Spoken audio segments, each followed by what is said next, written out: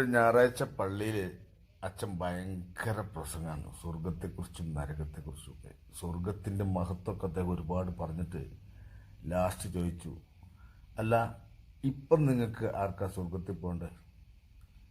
എല്ലാവരും കൈവക്കി.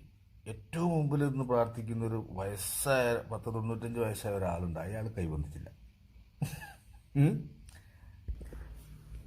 അപ്പം എല്ലാവരും വിചാരിച്ചു.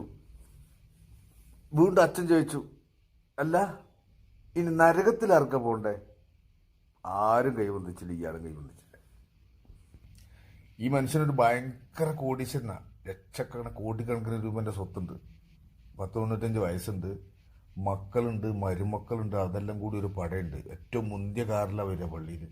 കാറിൻ്റെ മുമ്പിൽ തന്നെ ഇരിക്കും, പള്ളിയുടെ മുമ്പിൽ തന്നെ നിൽക്കും. 95 വയസ്സ് പ്രായം കഴിഞ്ഞിട്ടും മൂപ്പര് ആ ഒരു ആഢ്യത്വം കളയാത്ത മനുഷ്യനാണ്. അപ്പോൾ എല്ലാവരും വിചാരിച്ചു, ഇയാളെന്താ ഇങ്ങനെ എന്ന് വിചാരിച്ചു.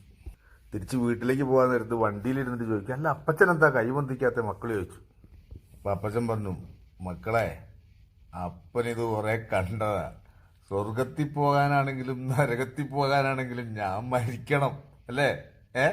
എന്നിട്ട് നിങ്ങൾക്ക് ഇതെല്ലാം കൂടി വീതം വെച്ചെടുക്കണം. തൽക്കാലം നടക്കൂല, സ്വർഗത്തിലേക്കുമില്ല നരകത്തിലേക്കുമില്ല, അപ്പനെ ഇവിടെയൊക്കെ കാണുന്നതാണ്. അങ്ങനെയുണ്ട്. മക്കളൊരാഗ്രഹം അപ്പനെ